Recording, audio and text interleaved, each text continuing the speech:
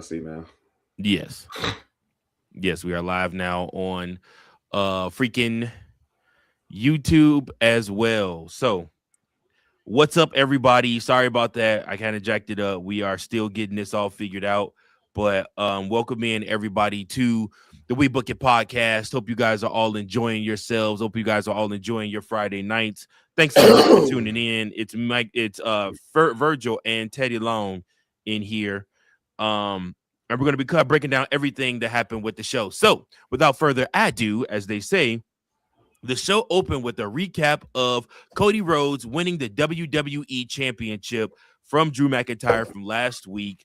We then saw McIntyre storming through the crowd with a mic as he ranted about Nick Aldis screwing him over by giving Rhodes a title shot in the first place, which actually, when you look at it and you think about it, he does have a point there, a valid point.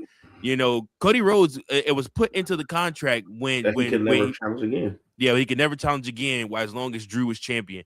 So why Cody Rhodes is able to get that title shot? I mean, I get it, booking team. You guys are like, well, I mean, Drew kept screwing him over, so Nick Aldis went above and beyond to make sure he gets a shot. But at the same time, still pretty fucked up. I mean, what are your thoughts on this segment? I mean, realistically, I know what's really going on. But as far as the viewership of the show, I hate to say it, but Drew has a legitimate gripe. Yeah. At the same time, I understand why Nick Aldis did what he did because he's tired of Drew going back on his word. Right. So seeing that Drew always kept going back on his word, he's like, you know what? I'm gonna go back on mine. Yeah. But the only issue is that was in a contract. It was in black and white with signatures. Yeah. So if Drew really wanted to do something about it, he can get added to that match at Mania and make it a triple threat match. And I absolutely think he should. I still think he absolutely Randy should still get 15 by pick. Yeah. I mean, I'm even cool with Randy winning 15. It really should have been, Randy versus Drew. Honestly, in my humble opinion, anyways. Yes. And truthfully, I would have liked it if they would have segued away to have Kobe versus Jacob. They actually had the built-in explanation. Have Cody be the one that had taken out Jacob. And like I said, but I get it. They're trying to wait on the heel turn and whatnot for Cody Rhodes, and then like I said, but it is coming. I believe that boom is coming. I just hope Triple H doesn't wait too late where it loses luster and doesn't have the same effect. He gotta do the heel turn after like losing to somebody like Sami Zayn or something like that, right? Like while he's champion, like losing a non-title match. Oh, the brotherly handshake shit, and then boom, like how Randy's flipped tonight. That's how he got flipped. Yeah. So, and we will get to that, but in the meantime and in between time, we're looking at also in that moment, Jacob Fatu's music hit, and he came out after Drew McIntyre ran down Nick Aldis. Jacob Fatu's music hit. He came down to the ring to remind McIntyre that he wouldn't have even won the title if it not had been for him. So getting involved last week was just making things right. Then McIntyre said that he quit, left through the crowd, and the segment ended with Nick Aldis and Fatu watching him leave. Honestly, it does feel like we still could end up getting Drew versus Jacob Fatu being set up for WrestleMania, or we could end up seeing a fatal four-way match for the WWE Championship. I don't hate either idea. I love the fatal four-way because Jacob Fatu deserves to be in that spotlight of the WWE Championship. They just haven't built it enough, though. They've built. You've built. You built none of this shit, really. No, but I know. But there is long-term storytelling with Cody and Randy. Sure, it's long-term storytelling with Drew and Randy, as well as Drew and Cody. Now, Drew and Jacob got their own thing, but Jacob really hasn't had a Randy and Cody moment to really solidify those storylines. Jacob's the only one left out of a real storyline with all three people, whereas in Cody, Randy, Drew all got a story with all three. I feel where you're coming from. Don't get me wrong. I like the fantasy of the Fatal 4-Way, but let's be real. We'll get a triple threat at most. I like the fantasy of the Fatal 4-Way because you can't predict who the fuck is gonna win. Like we all think Randy's gonna win 15 at this WrestleMania, but like there's also a chance then that what if they give it to Drew, or what if Cody retains, or what if they decide to shock the whole world and Jacob Fatu wins the WWE Championship on his second WrestleMania of all ever. Like I mean, I just like the prospect of that is what turns me on. It's what gets me going. It's what makes me want to watch WrestleMania. The unpredictability.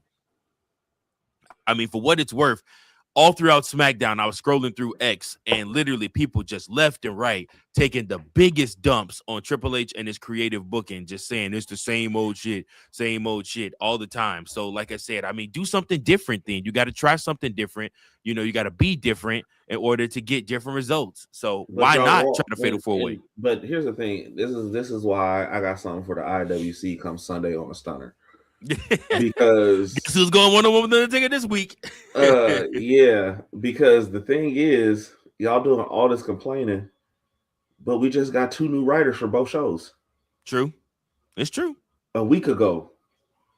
About a week ago. But that's what I'm saying. Like, there's no real, okay, let's see what really comes of this. It's we want what we want, and we want it right now. Okay. Yeah. You're in a no-win position being the booker.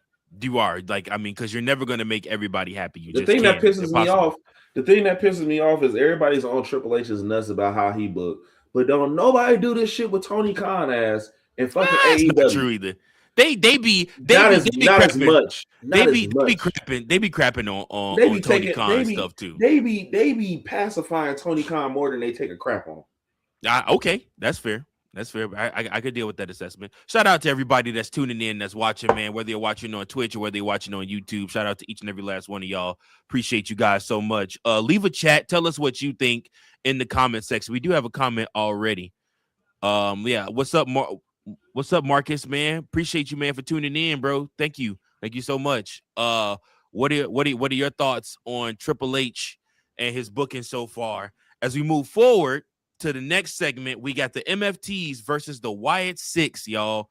WWE held another match in the seemingly never-ending feud between the MFTs and the Wyatt Six this week, but the combination of competitors didn't feel as worn out in the feud.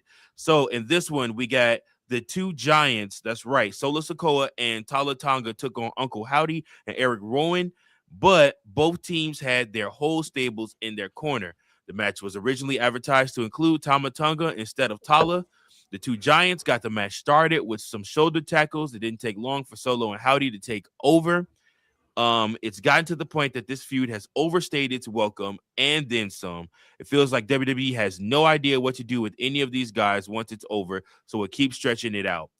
But this bout didn't add anything interesting to the story and followed a predictable pattern. It wasn't bad, but it turned into a huge brawl at the end, which was the most predictable thing about it. Nikki Cross took the lantern and distracted Solo Sikoa long enough for Howdy to hit his finisher this week for the win. Tama took out Howdy and stole the lantern back to end the segment. So the Wyatt Six win the match, but once again, they do not get their much guarded lantern. What do you think about this segment? I'm tired of it. Like, it had chances to run its course for real, but they fucked it up when they took the Street Profits out of it. Yeah. This should have ended at War Games with a War Games match, if we're gonna be honest with you. Bingo. The MFTs versus 404. Them. Yeah. Because the one thing about the MFTs and the one thing about the Bloodline is they never incorporated a woman.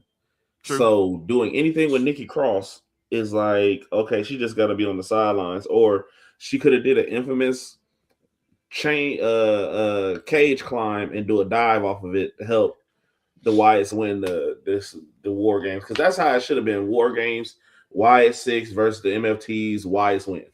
Mm-hmm. Or you have you have Solo contact Tamina and see if she will join their team, or you snag Nia Jax, like I said, for one night to join the MFTs. Like I said, they're all a part of the family tree. Don't one of the uncles or somebody got some daughters that's on the indie circuit right now?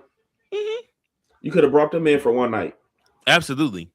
Absolutely. I One mean, day, like I said, one night contracted.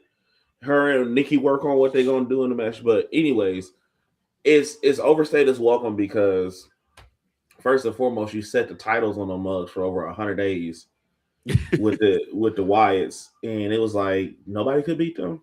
yeah, And then you put it back on the MFTs, and it's like, okay, where's the rest of the tag teams at? Like, you had to create a tag team with R-Truth and Damian Priest. You could have been called the Street Profits back. You could have been incorporated Motor City Machine Guns.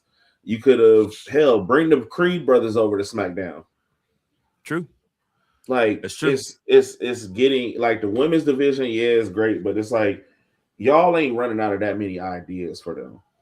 No, no. The tag team division always feels like it gets the short end of the stick. Now, and that's the problem with having too many championships. I just think that it just turn just does not give you enough time for everybody. Like everybody's feud doesn't get enough time, That's you know. why with the titles that you have, okay, you got two of each title, right? Pretty much, yeah. Flip flop them every other week, where that you get like some storylines have to go consistently. They have to go Your main weekly. storyline, yeah, the WWE But Championship you storyline. can always see the thing about the tag titles. You can always utilize them in the sense of swing them through NXT, swing them through AAA, swing them through TNA. You got the Hmm. partnership still. You got different avenues to do stuff just to make things relevant, so you're not just utilizing people on house shows. Right. Like this week with all the segments that they had. Truth be told, you didn't need Jelly Roll segment. Truth be told, a Danhausen segment is cool, but like the MFT match and stuff like that went too long. You could have shortened that match by 3 minutes and take out the commercial breaks or filter in your commercial breaks, and then you could have had you featured Mello, right? And he didn't Yep. have an open challenge this week. That's Typically, true. Mello has a challenge every week. But okay, you don't run Mello this week. You don't run Julia this week, but you ran your tag titles. You had a spot for your world title, and then you had other filters. You had tag team title match, women's tag I'm match. I'm still of And the the women's title is the only one that's one that's not doubled or tripled in all three brands. That's true. They condensed the NXT women's tag titles, and you've only had the women's tag titles, so it's bouncing between shows. Yeah. That's true. That's true. I'm still of the mindset that we're gonna end up seeing Whoop That Trick versus Mellow Gang at Mania in an open challenge match. I don't know because I feel like Ilya is gonna find a way back in. Potentially. I can see a Speaking of triple trick, threat between them. I don't hate that idea either. I can see a triple threat open challenge because Ilya and Trick want a shot. Yeah. I wouldn't hate that. I can see Nick Aldis making that happen. So we had Trick Williams having a confrontation with Fatu that was set up tonight's main event of the evening after Nick Aldis will book those two together. But then after that, we go to our WWE Women's Champion, Jade Cargill, and versus Meechin. So Meechin returned to the ring for the first time since October to take on Jade Cargill in a non-title bout this week. Meechin went after Cargill before the ref had the chance to even call for the bell. Once the match officially got underway, she stayed on Jade and sent her out of the ring with a hurricanrana from the middle turnbuckle. Champion got in a little bit of offense, but Meechin was firmly in control for the first few minutes. It took a fall away slam on the floor to stall her momentum. While there were some rough spots, this was actually one of Cargill's better matches in recent memory, and a lot of the credit for that goes to Meechin bringing so much energy to the ring. The match itself just looked good. Cargill hit a power bomb onto the barricade, followed by a choke slam and her finisher for the win. She also took a nice big lick, of a lollipop, on onto Michin. good old Meechin, and then gave her her finisher. And yeah, so like I said, it was a good win for Cargill. It made her look strong. Wow, C's hilarious. He called her a long back Meech. Shout out to Big Daddy C. Appreciate you, man, for tuning in. He should have joined in tonight, but it's okay. Right. That's hilarious. But yeah, so we had, in case you forgot, Meechin was out for a couple months after she was injured during a live event match against Jade Cargill in December. But yeah, like I said, this was a good match, and Meechin basically has given Jade her best matches for the past year. So Mm-hmm.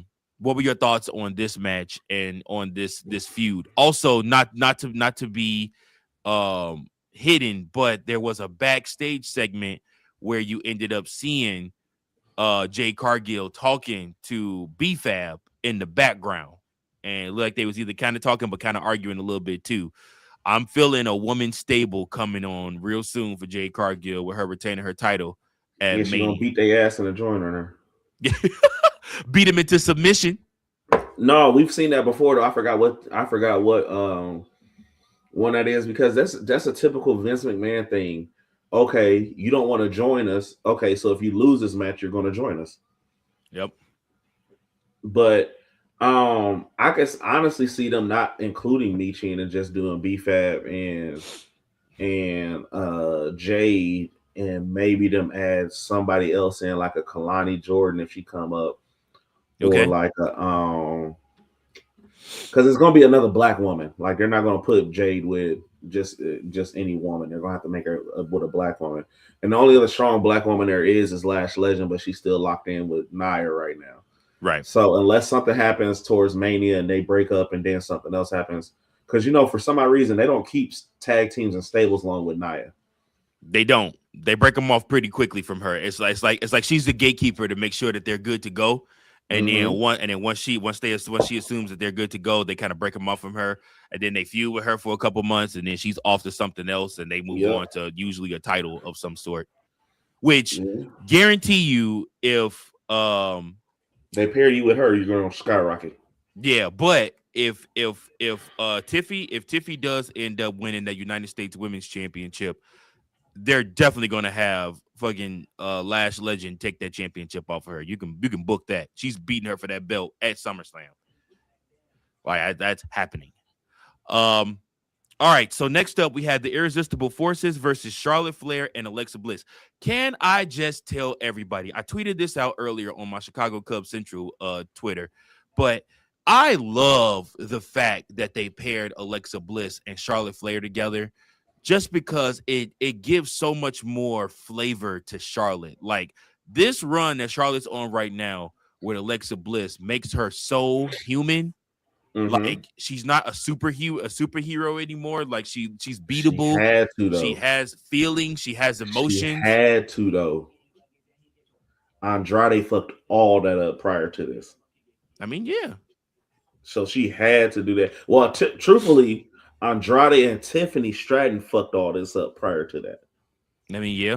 Because that True. real moment Tiffany had with her on the road to WrestleMania last year had to pivot them into showing Charlotte's human side. Yeah. We're getting to see Ashley. Yeah.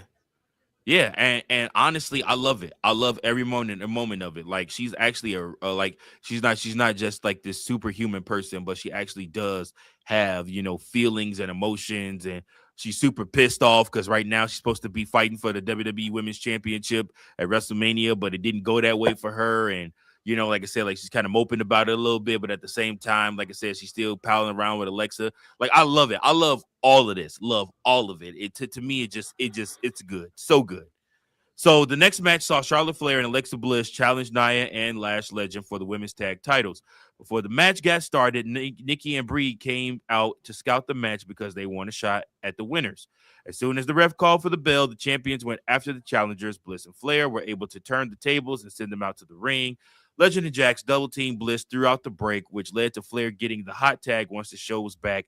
Jax pulled Brie into the path of Flair's kick at ringside. It looked like the challengers were going to get the win, but Nikki caused the match to come to an abrupt end when she attacked Jax. The segment ended with Legend and Jax taking out everyone. A non-finish to a title match is never ideal, especially when you can see it coming from a mile away.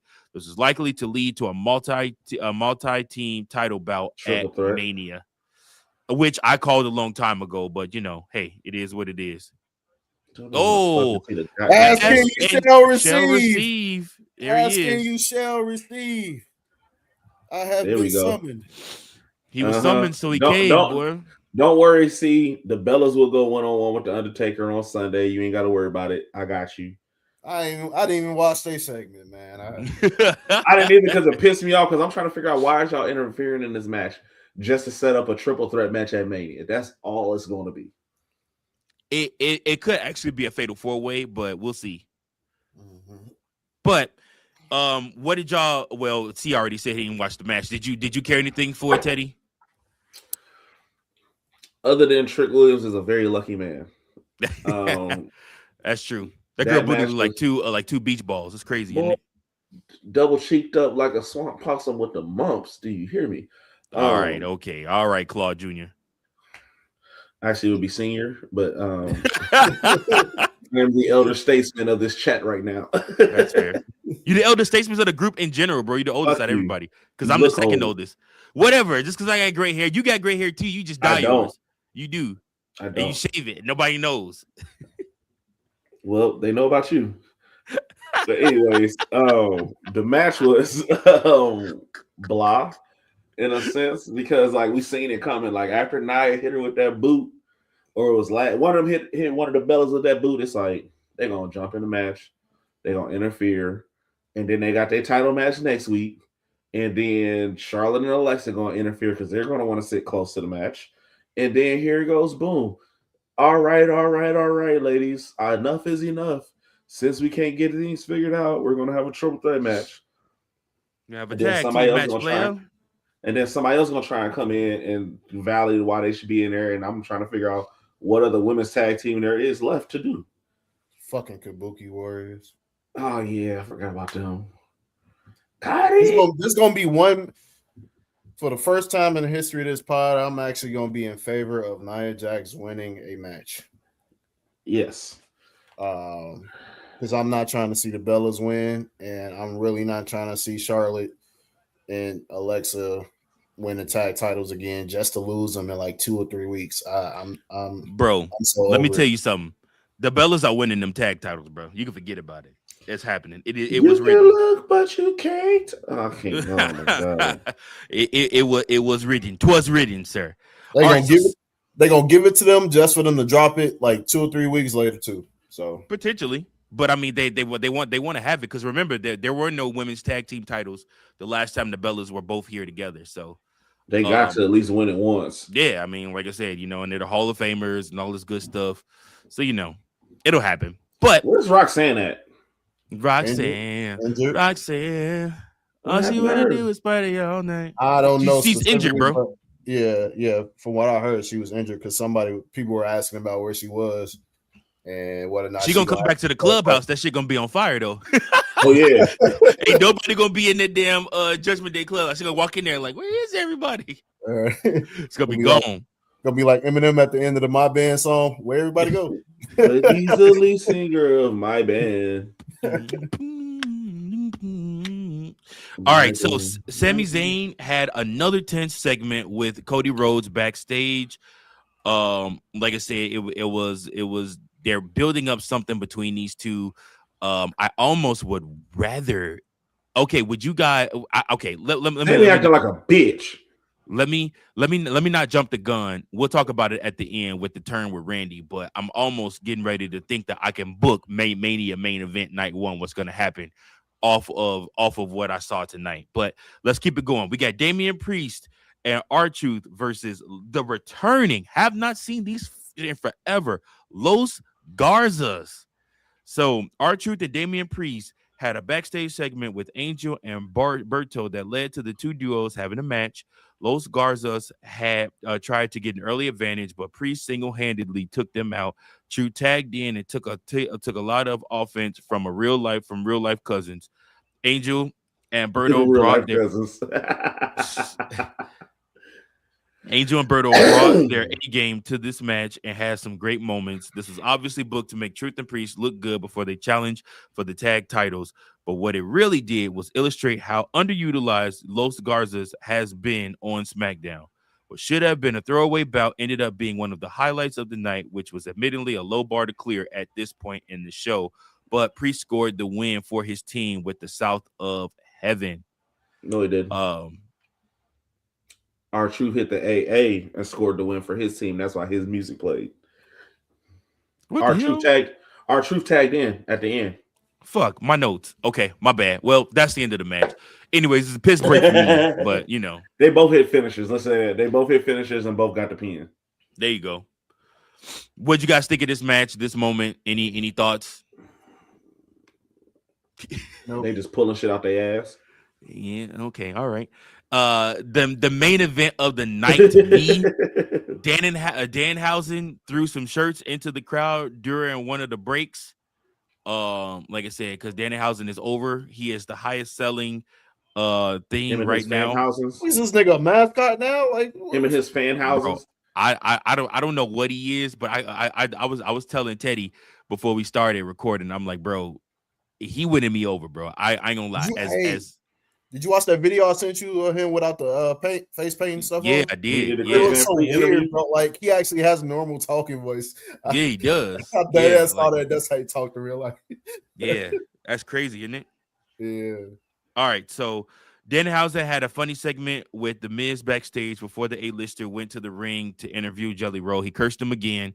So clearly we know something bad was going to happen to The Miz during his segment. So The Miz proposed teaming up with Jelly Roll, but the singer pointed out that how The Miz has a history of stabbing his partners in the back. The A-lister immediately got mad and started insulting him. He tried to take credit for Jelly Roll getting himself into shape. Then none other than Kid Wilson came out and said Jelly Roll is a toxic and a fat phobic.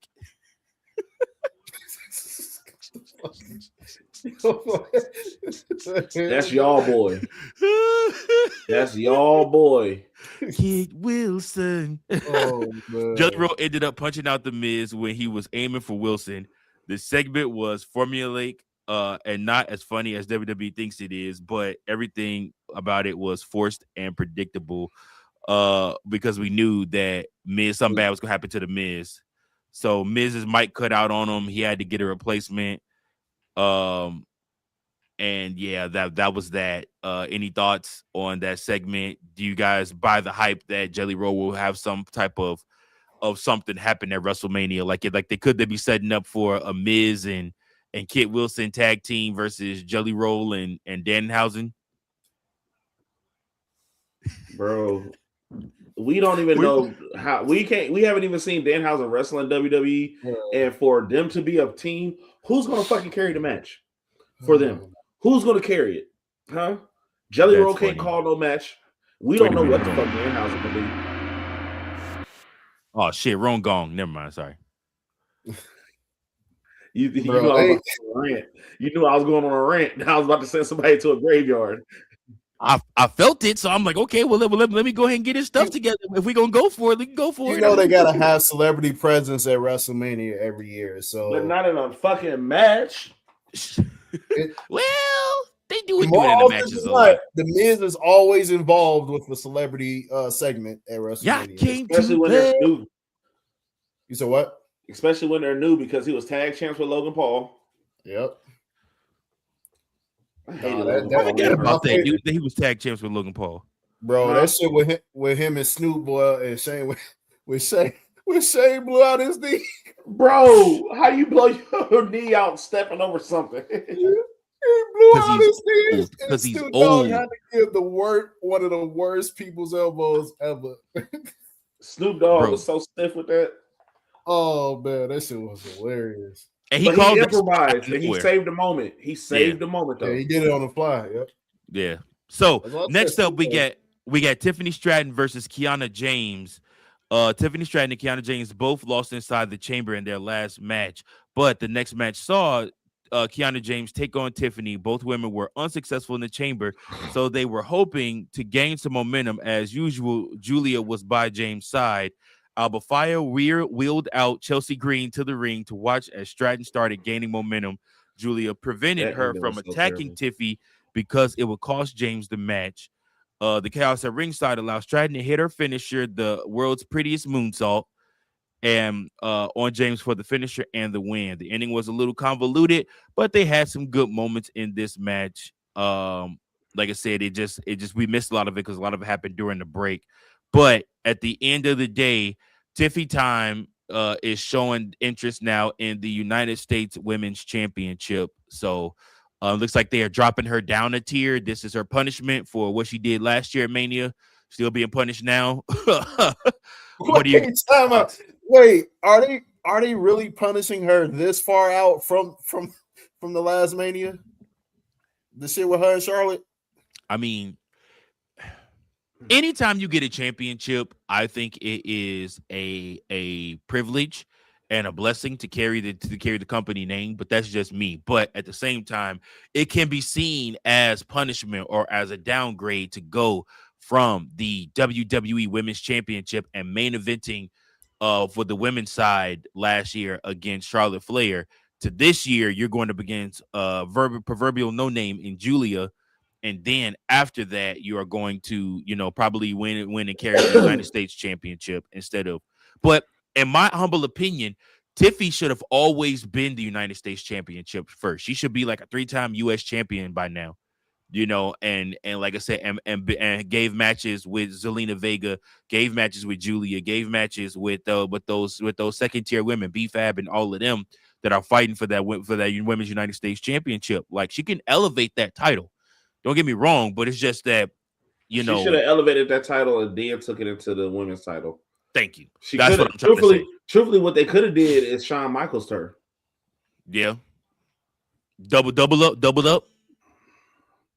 Because she could have been Tiffy Time with 2 belts. Oh my goodness. Two-time Tiffy. It's Tiffy time. Tiffy 2-time.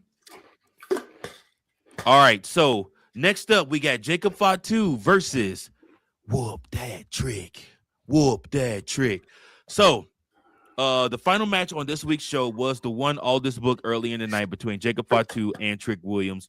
Williams began by backing Fatu into the corner for a cheap shot, but the Samoan Werewolf immediately fired back with some shots of his own.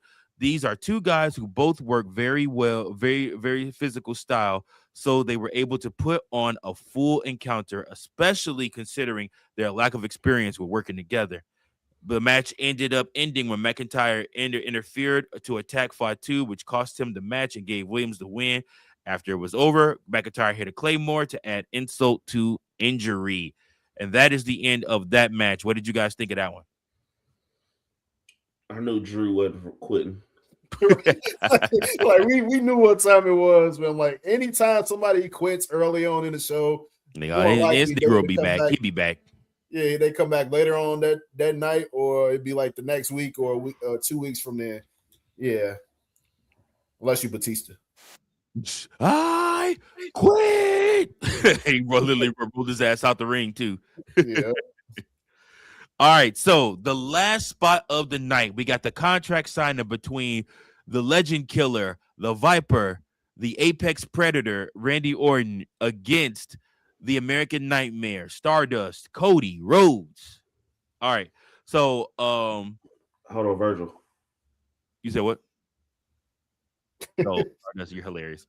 Before all this brought them out, he booked McIntyre for a versus Fatu for next week. So that's gonna be a good match. Rhodes thanked Orton for being there for him when he came back to WWE before signing the contract. Randy signed next, but then he grabbed the mic and stood in the corner for a moment. The Viper said Rhodes doesn't understand how much he needs to win the WWE title. Rhodes assured him that he is prepared for the most dangerous version of Orton. After they hugged, Orton slammed Cody's head into the table and proceeded to beat him down and throw him out of the ring. No, beat his ass. No, he didn't beat him down. Steel steps and continued to destroy him. The Jelly Roll tried to talk some sense into Orton, but Orton shoved him into the ground before leaving the ringside area. He returned a moment later and used a steel chair to smash Rhodes' head against the steps. Two friends signing a contract will usually be a pretty boring segment, but they did a good job of hyping their match with Orton's heel turn right here. This added some much-needed conflict to the story. So, what were you guys' thoughts on this last segment to end the show? Well, save the show. There goes my fatal 4-way prediction, or the triple threat at least. That shit is done. So, but yeah, hey, listen, it had to happen. Like, Cody Rhodes always taking the the personal route, the high and mighty, I love you, brother, and all this other type of shit. Orton's like, look, bro, I already told you months ago what time it was. I was coming after the championship. You the one that lost it, and you kind of lost track of what I told you, but I had to remind you that I am going to come after this title, and you know that I will stop at I won't stop at anything to get it. Yeah. And that's exactly what went down. And Cody knows Orton's wrath. He didn't call a couple RKOs on the announce table and all this other shit before. So he lucky he didn't get that. So hey, Danny put please petition to remove Liv Morgan from the Judgment Day. Listen, I don't think the Judgment Day is going to be together for much longer. Sorry to cut you off, T. I just had to put him out there. He's hilarious. Thank you so much for tuning in, though, guys. Appreciate you. Cody got off easy tonight. Orton. That's easy. Orton only gave him about a good 45%. Good God. Orton, that was only about 45%. Orton gave Cody what Cody asked for. When Cody picked up that fucking mic, he should have shut the fuck up. Yep. Cody said, when that bell rings, I want this, that, and the third. Sir, the bell already rung. When he won the Elimination Chamber, okay? There is no other bell. That nigga is already in war mode. When he said, I need that, he was letting you know then, hey, be careful what you ask for, because I'm not fighting. And here's my thing. I don't feel like he was fighting no demons in his head when he was sitting there on that table. He was really just sitting there like, I'm about to beat your ass, and you ain't finna see it coming. You ain't finna see it coming. And the best shot of the night was him sitting down in that chair with the belt on his lap, because he's going to do what he didn't do against John Cena. He's going to pull every trigger he can. Mm-hmm. I ain't mad about it. Fuck face Roy and Orton right now. We got prime heel Orton coming. And it's been a while since we've seen a heel turn, because this motherfucker has been in the Arcade Bros and all the other bullshit that he's been doing for the fucking past 3 years. I like to forget that, sir. I like to forget that. Listen. All do, because only thing we're mad about is that he didn't go one-on-one with Brock Lesnar, and we wanted to see Matt Riddle get his ass fucking beat, but Brock Lesnar didn't want to work with him. That pissed me off. That was the only thing. But no, C is the biggest Orton fan I think I've known. So, like I said, I know for him to get heel. I've been rocking with Orton. I've been rocking with Orton since he had them blue and yellow tights. God damn it, with no tats. Wait, when this was his finisher was a back body drop. Ooh, okay. No, his finisher was MVP finisher. The overdrive. The overdrive, yep. No. His signature was that fucking weak ass cross body block. Oh, with that dude, high that ass, was horrible. He with that like high ass, high ass drop kick that he would do. Yeah, that too. Yeah, because I remember on the video games, on the old SmackDown games, like when he first was on there, he had the overdrive and he had the crossbody shit, but I think he didn't have the RKO yet. But no, yeah, that was the RKO didn't come until it was close to him making that switch to Evolution. Yeah, Kane was the first recipient of the RKO. I remember. And then and then on the games, when he first got the RKO, he used to have to put you in the corner and then drop you from the corner. It wasn't out of nowhere. Yeah, out of nowhere came after he became the legend killer. Yeah. So, what are you guys excited now for this WWE Championship match? Are you more excited? No. I'm gonna save that question for. I'm more excited for the heel turn. I'm the question I was getting ready to ask, I'm going to save for the Sunday show. So tune in, guys, to the Sunday show, 6 p.m. here. Same We Book It channel, same We Book It station. You already know. Any last thoughts, guys, before we close out tonight? Decent show. It was a decent show tonight. I can tell you right now, the thing that I'm liking is the new vignettes for WrestleMania at the poker table. Because when they did the promo with CM Punk and Roman Reigns, hey, no lie, that bitch added more flair to their match, even though they didn't put the "I'm gonna bury you next to your daddy" part. But everything else for what they doing, I think they're gonna have somebody said they're gonna have a decent bell to bell card, and a lot of people was getting on their ass about it. But I actually think they might have a decent bell to bell card. We might have maybe two match where we might have one match per night that we're just like, let's say this much.